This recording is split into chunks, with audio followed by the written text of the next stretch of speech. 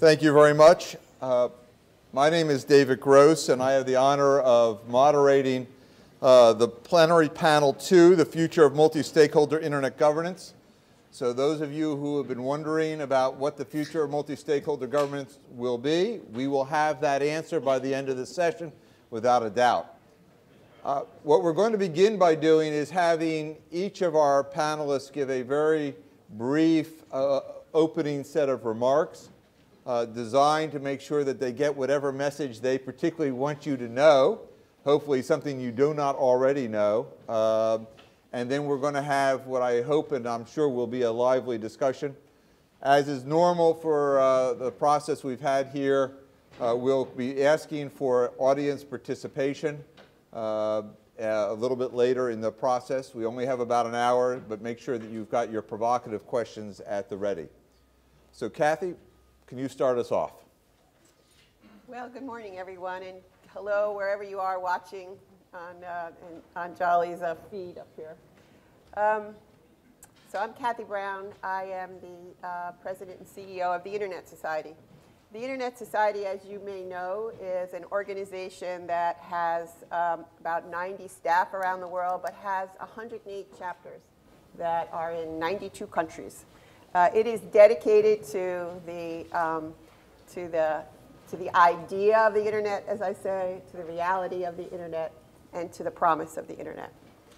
We believe, as you heard a number of folks who have been of ISOC, Vint being the first president, Leslie being the first CTO, and others, we have a deep belief that this, the Internet with a capital I, as Leslie always tells me, is an amazing creation of mankind that has allowed us to connect around the world in ways that never happened before. It has evolved because it is a collaborative model. And so I like to use that word collaborative to start because I think we get ourselves all twisted up in the word multi-stakeholder. Any of us and all of us who have been in either business or government or community affairs understands the idea of a stakeholder. One cannot make decisions in vacuums. One needs to understand the needs, wishes, and aspirations of those people whose the decision is going to affect. It is that simple and that hard. It is that simple and that hard. The Internet, by its very nature, and the technology of the Internet, as Vint laid out beautifully this morning, requires collaboration across layers and through layers, above layers. He did a fabulous paper on a panel that we sat with Fadi and friends around this idea of various roles and responsibilities of players throughout the ecosystem, with this idea that in a distributed architecture that it is, that decisions should happen closest to the place they need to happen. So we get into this big debate over what are we going to do to get a multi-stakeholder global agreement. Well, it's not in the cards.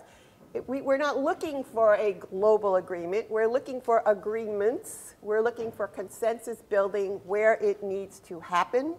And in the technical side of the Internet, it is happening. It does happen. That's how it runs. That's how it's become as potent an instrument for creativity, for expression across the world that it has become. I thought if I could take 2 more minutes, we get ourselves, I believe, mixed up because we decide that this thing called multi-stakeholder should have an ISM on the end, you know, ISM. What is that? It's not multi-stakeholder, ISM. It is a process by which we get to decisions that are sustainable, that are trusted, and that are transparent. So let's look at very quickly 3 different kinds of multi-stakeholder processes that are going on right now or should be going on right now. One, IANA, and Fadi will talk, I'm sure, a lot about this. These functions, these technical functions, have been managed and created and sustained by various communities that do various things: names, numbers, protocol parameters. What the heck is a protocol parameter? It tells you, for instance, what's attached to that email. I'll say it real simple. I always like to get Yari up here, and I say, and what the heck is a protocol parameter? Okay, it's the thing on the code that tells you what it is. Very, very enormously important to the numbering, the routing, and the names, as we've talked about, this distributed system that gets your information all over the world. It is quite an amazing thing that scaled from about, 300 computers to now 3 billion users. That is the result of collaboration among groups of engineers, entrepreneurs, community folks, civil society, et cetera, and it has worked very well. The process that is going on now, which Larry kicked off not long ago, he said to the community, if you would like to get this transition done, please give me a plan. And using your processes, come to me and give me the plan. Come to the United States and tell us what you want to do. This is purely, if you will, a private group of people. They are not governments. This is not governments. These are people who are organizing themselves and trying to find a way forward to govern themselves in functions that they believe are vital to the ongoing evolution of the internet. There's no governments. There's a government advisory board, but this is not government calling together anybody and telling them what to do. It's people democratically figuring out their own destiny. Okay. Then we see the WSIS going on. The WSIS, as you know, 10 years ago was government going, what is this thing called the internet? I just looked up the number. In 2005, there were 953,000, just under 1 million users. We now have 3 million users. So in 2005, 10 years ago, governments went, would you please tell us what this thing is, and established action items. Please come back, world that cares about this, and tell us how this works. 10 years later, we are not where we were 10 years ago. But the governments say, we still want to understand this. The issue now is who should be at the table. This maturing of the community says the community should be at the table. Governments, you can't do this on your own. You don't know by yourself where and how and what is going to happen with the evolution of the internet. So we need a process by which those stakeholders, the relevant stakeholders, come and tell us. We at the Internet Society are pretty much insisting to this process that has to happen here. To be legitimate, to be transparent, to be sustainable, the community needs to be at the table. Finally, I thought Vint did a fabulous job, as always, this morning talking about security and the fact that security is going to only be achieved through these layers in a collaborative way. So this idea of collaborative security, again, is not that you get everybody in the room over every issue, but that on the issues that are important, that are vital to whatever place you are in this stack, that you get the relevant people in the room to ensure that the implications of any decision making are carefully thought out, are sustainable and legitimate. I think that if we sort of get ourselves calmed down about what it is we mean in the internet space, about having people participating in consensus building, it gets much clearer, I believe, and a lot less sort of mystical than what sometimes I believe goes on in this debate. Well, let me just ask, so using those three examples, IANA, WSIS, security, is the multi-stakeholder process broadly defined, is it working here? Or are we seeing, as we've seen in some other instances, the rise of government and rise of government regulation as a reaction to a perceived failure of this process that's been going on for the last decade? No, I don't think it's a perceived failure at all. I think where there are concerns by governments, government is going to say, I have a concern and I think I need to do something. And there are places where the role of government may be central. So we've had this conversation on the commission. Cyber war, please, thank you, governments, come in and let's have you take a hard look at this. You know, privacy across boundaries and countries. We need to somehow get to, I think what Jackie called operability kind of standards. You are going to have processes that are governmental in nature, but in each and every case, and we sat with the OECD just recently, there has been an understanding, and slowly in the trade area, that you're not going to do that without bringing in the relevant people who need to be involved. In fact, I think it's gone the other way. I think the processes and governments more and more understand, at least democratically elected governments, that they cannot make these decisions by themselves. And even those countries that are more hesitant to involve their citizens understand the power of the internet for their citizens themselves to organize without them. So I believe there's actually a stronger push to have this happen. Very good. Well, I should mention that I did not do introductions of our panelists, in part because you've got their bios in the materials, but more importantly, if you don't know who these four people are, you're obviously in the wrong room. But Fadi, can you give us your views? Thank you, Ambassador Gross, and thank you, Columbia, and thank you, Professor Marituno, for putting together a fabulous conference. Thank you for inviting us. I will speak in tweets. 4 tweets. First tweet. The logical infrastructure of the internet is safe, resilient, and is well governed. Most of the world now agrees on that. Second tweet. The real problems are going to start on what's happening on the internet, not about the logical infrastructure. We're past that. Third tweet, stop the labels. I'm tired of multi-stakeholder versus multilateral. I grew up in Beirut where people killed each other over labels. What we need is solutions. Stop the labels. Fourth, stop talking about internet security and cybersecurity. We need to talk about internet integrity. Integrity includes security, but it has a lot more to it than just security.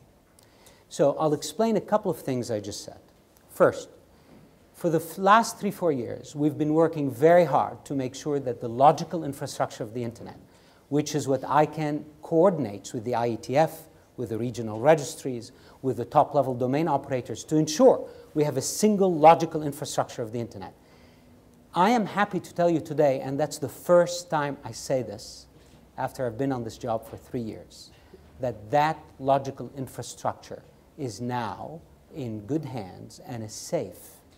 The countries and the governments and the forces that were trying to break it, in my opinion, are done now. And if the US government finishes what it promised to do, to let it be neutral and independent by the end of this year, we're done. You don't hear, I was in Geneva, you don't hear ITU folks or anybody say, oh, we need to take care of what ICANN does. It's over. You don't hear China anymore say, we're going to separate the numbering system because we need our own. It's over. It's done. Chinese Minister Liu Wei came to the ICANN meeting and said, one world, one internet, and I'm here at ICANN. Brazil did the same, and shortly you'll hear India say the same. We're done. That's the good news. Of course, all of this is going to finish when the US government finishes the transition. Because if the US government, through any reason I can't see today, does not come through with that transition, then those that have said we're happy with ICANN, we're happy with ICANN's ecosystem of relationships with the IETF, RIRs, etc., will then think it again. So that's tweet number 1. Number 2, the issues now start above our layer. It's all the issues of how we use the internet. The global economy is getting Uberized right now. They're all feeling it. I see people from the World Economic Forum here. I commend them for starting a major study that Jim Schnabe, the ex-CEO of SAP, is leading to study how the internet will transform every industrial sector. So that governments, like in Europe, when I was in Spain recently, on the day I arrived, they banned Uber. Why do you ban Uber? Because you don't know what to do with it. It's changing everything. So the easiest thing to do is stop it. The government of Turkey doesn't know what to do with YouTube because they need to shut 3-4 YouTube sites. So they shut all YouTube. These are not sustainable approaches. We need to figure out how to solve this. And Kathy, my colleague at ISOC, mentioned a very important work that was done by many of us here in this room. We called it the President Ilves report, because he chaired that report, in which we started laying out what a model of governance could be for what's above the technical layers. I call it the polycentric model, because it can never be centralized. It's a model of many mechanisms of coordination that enable managing these things. Read that paper, it's worth our time. The third tweet was about labels. We will sit here and fight till we're blue in the face that multi-stakeholderism is the only way to go. When I was with the National Security Advisor of India recently, he says, I'm not going to do national security in a multi-stakeholder way. And I said, well, how do you plan to do it? He said, I plan to call other governments and discuss cyber warfare. That's what I do. Argue with this. So going in with the labels is not the solution. Going in with the solutions is the solution. He wants solutions. He doesn't want labels. Now, we need to show how the involvement of all the stakeholders has produced some great solutions, not force people into labels.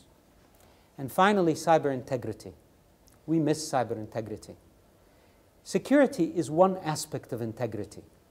But soon, we will start worrying about things. When you see something on the internet written about me, or about Kathy, or about Ambassador Gross, or any of us, how do you know that it is a high integrity item? How do you know this is the truth? People say all kinds of things and attribute all kinds of things to different people. Security is part of having a high integrity system. But the internet right now is suffering from a slowing level of integrity. People are starting to doubt its dexterity, its stability, its resilience, its truthfulness. How do we know that? How do we know what's the truth? So people are buying top-level domains from ICANN. The Catholic Church bought .catholic. Why did they buy .catholic? I don't know. I went to the Vatican. I asked them. I said, why did you buy .catholic? In Arabic, Chinese, and Latin letters. They said, well, for authenticity. Because we have a major problem. People are opening schools all over the world. They call them St. Anne's Church. And people think it's a Catholic church. How do they know it's a Catholic church? Well, if it's St. Anne's Church.Singapore.Catholic, then we can guarantee it's a Catholic church. So the system requires authenticity, integrity. We need to start thinking about things and not just security. Thank you. That's terrific. Let me ask sort of at least one follow-up question, which is, so if we declare that the issue about the basic infrastructure of the internet in terms of its governance is sort of a set, done deal, assuming that the IANA transition goes smoothly and the like. But the issue now becomes one on the application side, on upper levels. How important is global uniformity? We've established that on the infrastructure side, it's critically important. Fragmentation is something which we heard from the prior panels is a tremendous concern. Do we have the same concern at the applications, or can we let 1,000 flowers bloom? Some governments allow some things, some don't. Uber can be allowed in some countries, Uber is not allowed in other countries. Is that going to be a problem? We will not be able to establish a lot of uniformity above our layers. We will let the market and the forces of the world define what will be uniform and what will not. Of course, I can't force Uber on Europe or on Spain, nor can Uber. The reality is, if the users in Spain rise to ask for Uber, the government may reconsider that request. But it's very important to appreciate that the layer that ICANN coordinates today is probably as far as we're going to get in terms of creating universality. The rest of it should happen through market forces, not through standards and specifications that are forced or regulated, as the professor said on today's first panel. It's very important to leave that to the market forces.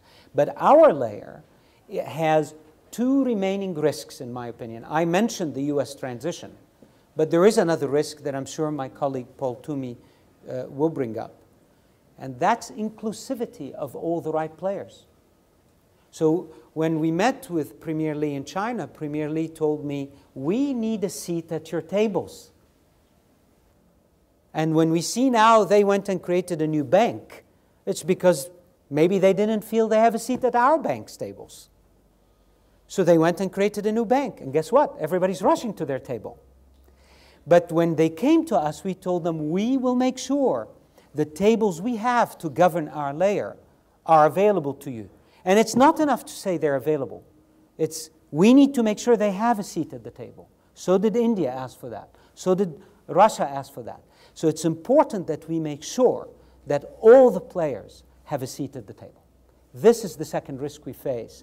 Lest we miss it, they will then break even our layer. But I think we're well on the way to avoid that. All that sounds like a great intro for you. Yeah, don't tell your top line to the rest of the team, right? Thanks, David. I think I want to take a role that's a bit more Cassandra-like, if you like, to challenge. We're all feeling very positive about the future. And to riff off what Fadi just said, if you think about the focus on the future of these multi-stakeholder international governance bodies for the internet, they're all essentially founded in the 1990s. Or they come public, and if you take the IAB, it sort of came out in the 1990s. Before that, it was tucked away in DARPA-related lives.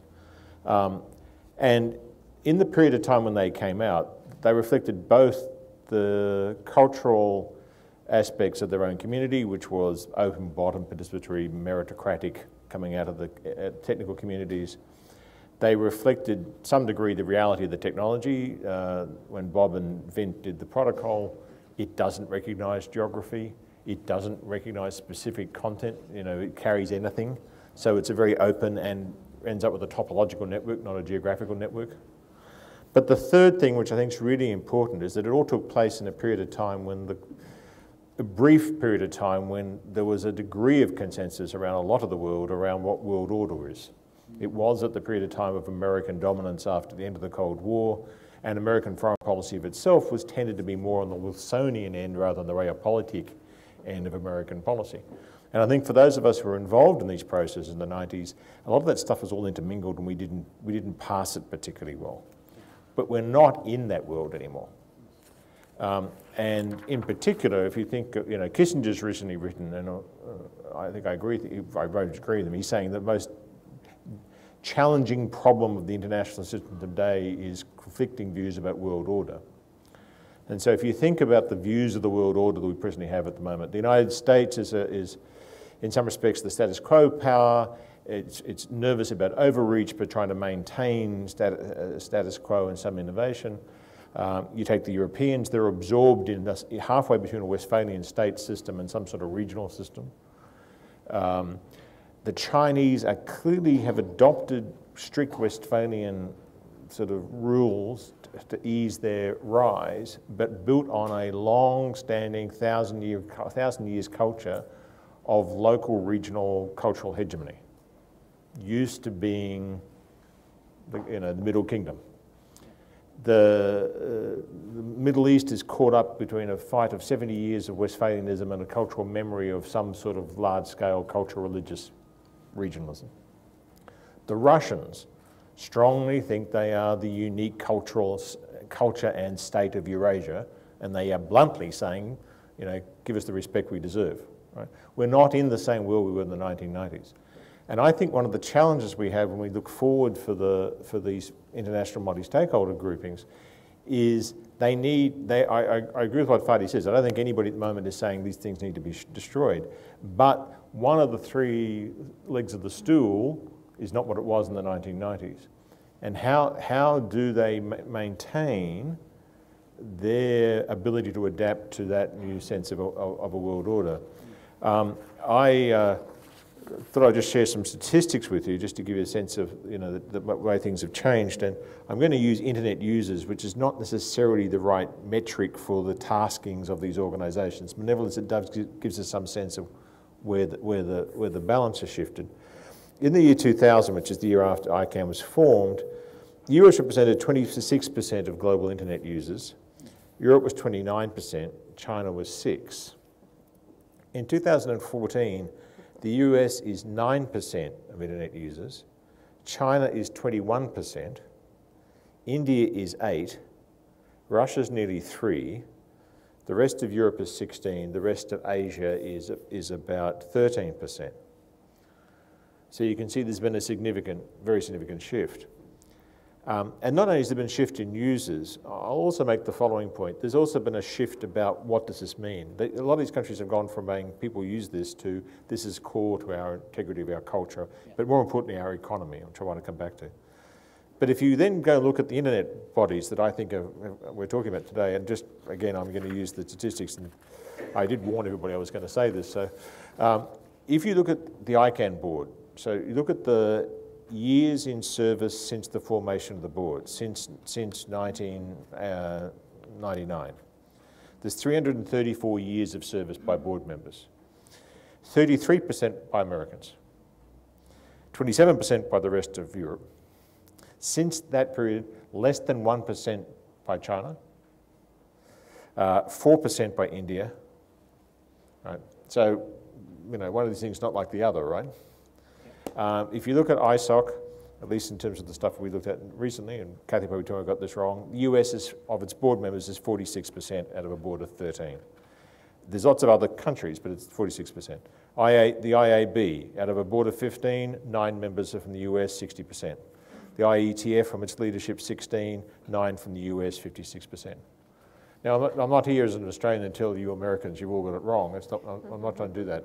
What I'm just trying to say is, I'm questioning whether the internal systems we helped establish in the international multi-stakeholder entities have the capacity to introduce both a sense of realpolitik as well as a sense of bottom-up participatory idealism. Kissinger makes the point about world order, is that world order comes when you have both a balance, a geopolitical strength balance, and legitimacy of all the players recognizing that. The great concern, I think, is we need to keep ensuring that these entities, these bodies, these countries around the world think that there's legitimacy in their participation in the process. And the point you've made about China is exactly the point I would make. This is a government in China which is now quite willing to, if the rules don't fit where it thinks they need to be, they'll change the rules. So I just think that's one of the things we should discuss. And having spent a lot of time on the CCWG accountability process and ICANN reading thousands of emails, I still question, does that process nevertheless replicate the past? Or can we actually build the ability to sort of evolve to that future model? Well, let me ask, in terms of whether it's geographic representation or otherwise, what is the mechanism that ought to be considered looking ahead? What sort of reforms should we have? Should we have geographic diversity for geographic diversity's sake in order to see governments be able to see their people in some reasonably distributed fashion? Or should it be purely on a question of the quality, knowledge, ability to participate? Are there cultural issues that need to be addressed? Are there financial issues of process that need to be addressed? What's to be done? So first of all, let's give praise where it's due. All of the bodies have in place and put in place regional representational models and dedicate a lot of resources to having people participate. So there's not that hasn't happened. And I would make an argument, at least in ICANN, that the regional definition at the very beginning of the Asia Pacific was always too broad, and we're seeing the price of that now, and that really needs to be addressed. But I think I'm going to now speak more about ICANN, which I know better, watching the processes internally. It tends to be Anglo-Saxon, Northern Europeans who are good at the processes. They're good at the cultural interaction, they're good at the discussion, they're good at involving, they're good at and what we don't have, I don't think, is we've got cultural problems. It's one thing to say it's easy to participate. My experience of China is it's not necessarily a participatory culture. It's much more hierarchical, and in some respects you have to be invited in. Right? So just because the door's open, in large parts of the world, that doesn't mean people come screaming in with their ideas. And I think that's one of the challenges we're going to have with the multi-stakeholder organisations, is they're based on essentially a set of values, inherently American originally, which are about sharp-elbowed, you know, de Tocqueville type communities. I don't think culturally we've got that elsewhere. How do we marry the sort of top-down, we want you to come in, with the bottom-up, I want to participate? I'm going to ask for both Fadi and for Kathy to respond, but first let me go to Beth, because otherwise we're going to start tailing off. Beth has a few comments on a slightly different but related set of topics. Actually directly in response to that question, but I do want to start with something, per your request, completely different. Although first, on the same note, I want to thank Dean Jano and Ben Dean and SIPA and Columbia for the fabulous event, for having us and me up here with such an illustrious panel. It's really an honor to be here. So let me start with something very different, two very quick stories by way of analogy. It used to be that in California or the western part of the United States, if you had a heart attack or suffered another injury, you would wait for the police or ambulance, for the government to come to your aid, a first responder, traditionally a government function. Then along came a fire chief named Richard Price in a small town in California and decided to create an app, and working together with the local government to open up the emergency service feed of 911 data to build a tool that would allow you or me to register as somebody who had CPR certification, and thereby, if somebody near me had a heart attack, to be notified that I could come to their aid. For every minute that a bystander arrives at a heart attack victim, that minute is a 50% increase in survival rate. That app has since spread and spawned a new foundation called the Pulse Point Foundation. Is in 1,100 communities in the United States and around the world now. They have responded to 11,000 different incidents. And they are collecting the data now on the thousands and thousands of lives that have been saved as a result of changing a function that was typically done in one way by government and distributing it to a co-created function between government and citizens. Another equally impactful example. Every day in India, 1,000 people die of tuberculosis. Yet because this is a disease typically afflicting poor people around the world, it has been largely neglected by drug companies, and there has been little advance in tuberculosis research over the last 40 years. So the head of India's science ministry, the equivalent of the NIH essentially of India, stood up a project called the Open Source Drug Discovery Project. And working with college students and scientists and others, a few thousand and ultimately a few hundred core volunteers, began to annotate the world's scientific literature on tuberculosis. And where those journal articles were behind the paywall of some publisher, the students wrote to the author and said, "Can I have a copy of your article? Because we're going to do the research and dig in and try to understand this disease." This year, they began clinical trials on the first new tuberculosis drug in 40 years because of the work of a group of people, citizens, undergraduates, students, not vaunted scientists, not government officials, but a combination of people working together in new ways to co-create a solution to a very hard problem. So why do I mention these examples, which have very little to do with internet or internet governance? Well, that's not true. All of these examples depend squarely on the internet and on technology to function. And what we're seeing is lots of uses around the world of technology to change how we govern. So we talk a lot about governing the net, but I wanted to sort of wrap things up or round out the discussion by speaking just for a few minutes about how the net is allowing us to transform how we govern, how we can do things differently, how we can answer Paul's question about the ways that we might evolve multi-stakeholder processes. Kathy has talked about the new collaborative approaches, the distributed architectures. These are all available to us now because of technologies, communications tools, that will allow us to answer the questions about doing things differently. You'll hear this afternoon from Ronaldo Lemos from Brazil, who'll talk about the Marco Civil process and how, thanks to new technology, they were able to get in the views of citizens from around the country to make that bill happen. Democracy OS coming out of Argentina, new platforms like this that are open source and that are open and that are allowing us to communicate at a distance could allow us to do things differently than we've been doing them before. However, in order to understand what we can do, and I think Fadi's point is to be taken very seriously, that now as we think about what are the different approaches at the content layer, you have regulators all over the world throwing their hands up to say, what should I do? What do I do about child pornography, about privacy, about blasphemy, and any range of issues in between? And those questions and the answers to them will be different in different places, of course.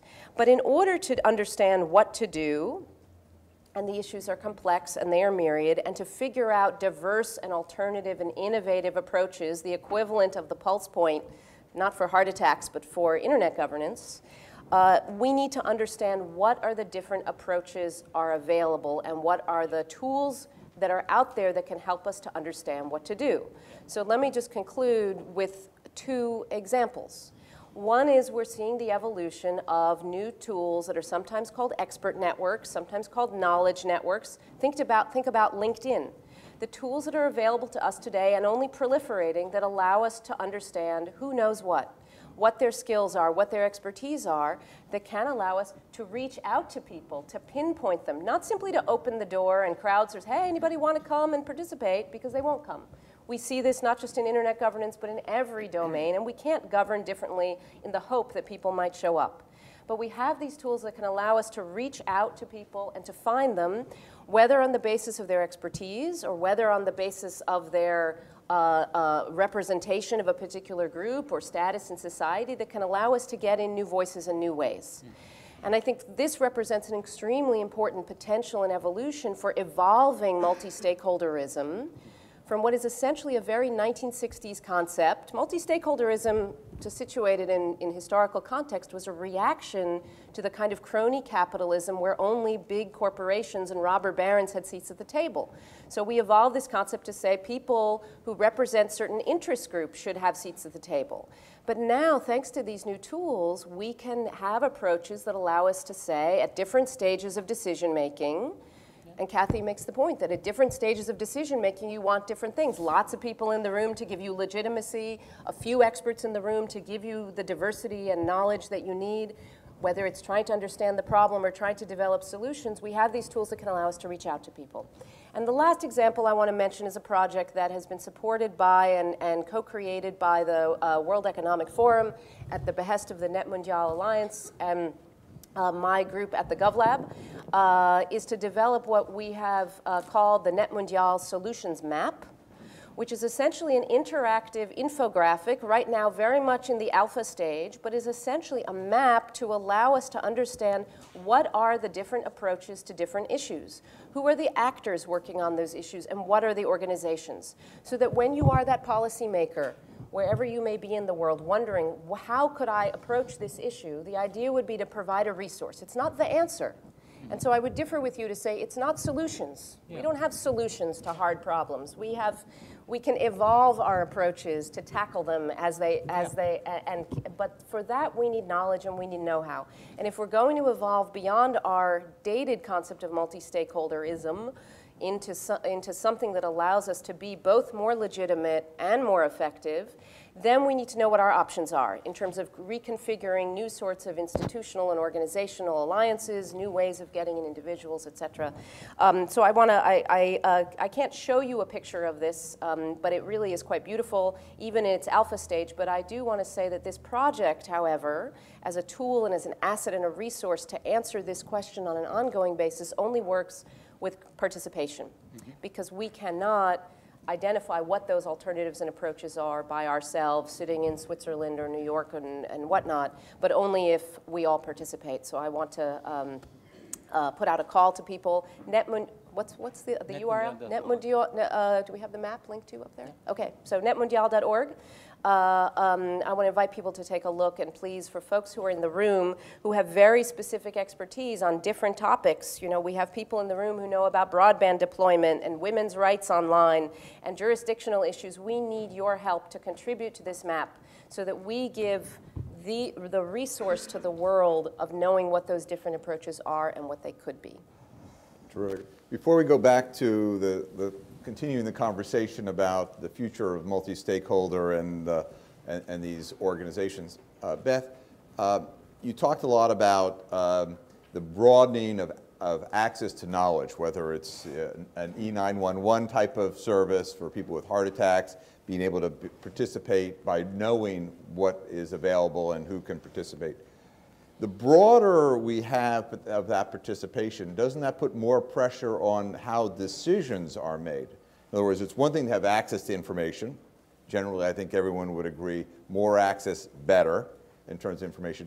But in terms of decision-making by organizations that have to make decisions, whether it's standards or otherwise, the more participation, does that make it harder to make decisions? How should decisions in this multi-stakeholder environment be made? So let me, you're right that when we either have a flood of information or when we simply throw open the doors and hope that people will show up and the right people, neither of those are optimal approaches to improve decision making. Which is why I make the point that when you take apart a policy-making process or decision-making process, and I realize there are terms of art between policy and decision, and so I use these terms not in their technical context. You have to identify what the problem is you're trying to solve. You have to identify potential solutions to the problem. You have to pick a solution to the problem. You have to implement the solution. You then need to assess it. At every one of those stages, there is a room and opportunity for getting more for getting lots of people involved to build legitimacy, and certain types of people involved, and also for getting expertise of different kinds. So I think the point is we have the ability now and the tools that allow us to construct processes that are manageable for decision making. So it's not about a free-for-all. It's not, and the point is that if we design these things right, and we can do that now in a way that, frankly, we couldn't have done 10 or 15 years ago when we had the ideals to do this, and we've talked about doing this, but we couldn't do it until we had the kinds of tools available to us today. And not just the tools, but the cultural practice that people are developing, thanks not only to the world of internet governance, but the blossoming of open government more generally. People are getting accustomed to participating in new ways. So it is not about one-size-fits-all mass-based participation, hearing from 1 million people, but it's about hearing from the right people at the right moments in time and proliferating many and more opportunities to participate in very constructive ways that are useful to decision makers. And that might be getting better information to a decision maker to make that decision. It may be about pushing out the decision in new ways. And that's the point, is I think we need to look at what those processes are, but also what the new institutional configurations could be in terms of creating alliances of different groups working on different topics. Because internet governance is a monolith. But within that, there are, privacy is a very different topic from blasphemy, is a very different topic from child protection, from IPVs, all these different issues, and there are different ways to configure how we make those, who and how we make those decisions for both legitimacy and effectiveness. Fadi, Kathy, both of you are on the front lines of this very set of issues. You both lead international, substantial organizations that have to balance these processes, decision-making, participation, global involvement on a day-to-day basis. How does that work? And maybe, Fadi, I could ask you first, because you're in the process of the IANA transition. There was congressional testimony yesterday with various suggestions about how ICANN should be governed going forward in a post-IANA transition world. How are you grappling with these issues? I want to fully agree with Paul first, who, for clarity, is my predecessor at ICANN. So he appreciates and understands these issues very, very well. And I agree with him wholeheartedly that it is time for us to evolve how we pick the people who sit at the table. We need that process to evolve. It is not where it needs to be. So Paul is spot on about that. And as I said before you started, if we do not do that quickly, that may be the Achilles heel of our organization. Because we cannot continue to go to China and to India and to all these places. When I arrived at ICANN, for example, we had one person in all of Asia. And when I took him to go with me to Tokyo, he had never been to Tokyo. He had never left Beijing to go to Tokyo. So today we have 35 people in Asia, right? And so it is, but that's not enough, because the decisions and the key policy making that happens at ICANN is still difficult to penetrate, and we must fix that. And if we don't, people will go elsewhere. Either they will follow Beth Noveck's very good explanation of what I call the new distributed polycentric, much more dynamic models of governance, or they will go create another thing that looks like ICANN. The second thing that I want to say on Paul's comments is the multi-stakeholder, and also Beth, you touched on that. We are attached to the label multi-stakeholder, which I begged you earlier to drop. But we are also sometimes attached to the methods that we know of multi-stakeholder processes. We need to evolve. We need to evolve, and we need to stop being speaking at such a high level about how these things work. Beth touched on many things that are very critical. For example, she spoke about the stages of decision making. You know, framing a problem, understanding what it is, then moving towards assessing what solutions might look like, then moving towards how could we implement it. In each of these phases of solutioning, we need to understand what's the best configuration of people and how to bring them together rapidly to solve the problem.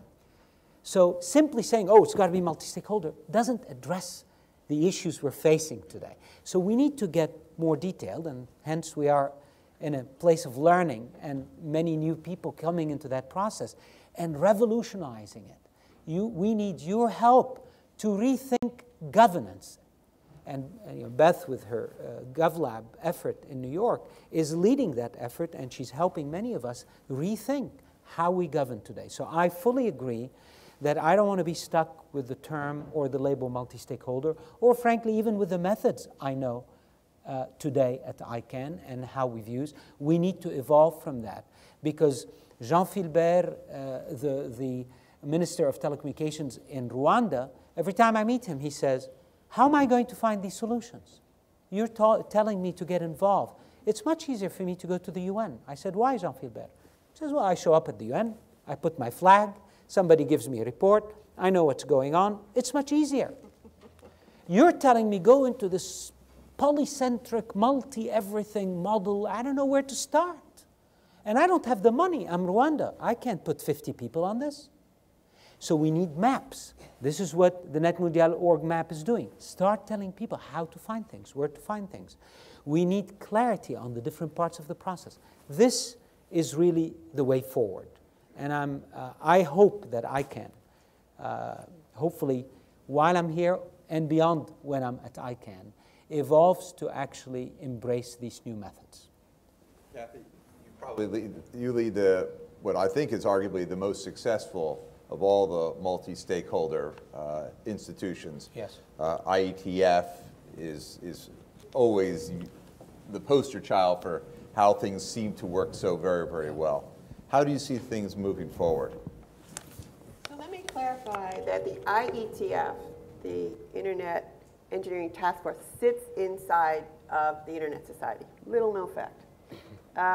When, in fact, the various communities started to form in, Leslie knows this better, 1992, there was a need to govern themselves. I don't think they ever used that word. They needed to organize themselves. The Internet Engineering Task Force has always been a volunteer group of people coming together to write code, and as I think Vint explained earlier, and keep writing code and thinking about new issues. And then they evolved the Internet Architecture Board, also sits inside of ISOC, about how the Internet architecture itself has evolved and what are the current issues that these global group of engineers want to think about. Now, these are the geekiest people you ever met. They're okay with me saying this, okay? They look at the guts of the thing, how it works and how it should work, but not in a top-down way. It's very much an organic kind of, this thing grows as the internet grows. It is fascinating to understand, and to, for me, coming in from a much more structured, top-down industry, it has been an eye-opener and a wonderful experience. The other part of the Internet Society, little known, is our chapters. That really is our distributed, global bottom-up base of people around the world who are caring, building, and implementing the internet.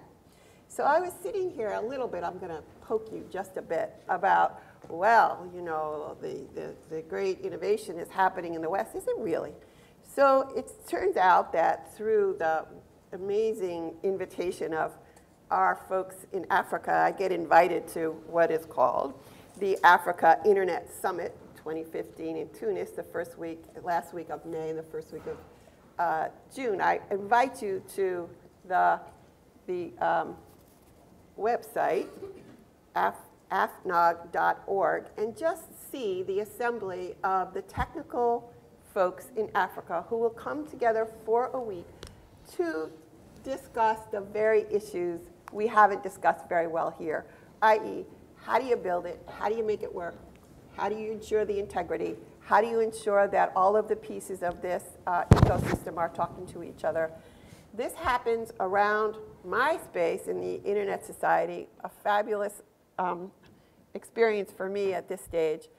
In the last month in Sri Lanka, in Costa Rica, in India, go anywhere and you see folks coming together who are building the internet because they aspire to what the benefits of the internet are. Are there governmental issues? Absolutely. Are there community issues? Absolutely. Are there social issues? As there ever will be. Are people coming together to say, we care about this, we want it to grow, by the way, okay, ICANN, we'll participate over here, but that's just a slice of what this thing means to us. And so I guess I would like, as we sit here in New York, I always say, you know, you stand where you sit, or you sit where you stand. And sitting here in New York, we see part of the world. Go someplace else in the world, you see a very different part. And what is stirring to me is that this internet idea, reality, and promise is alive across the globe. And we ought to ensure two things.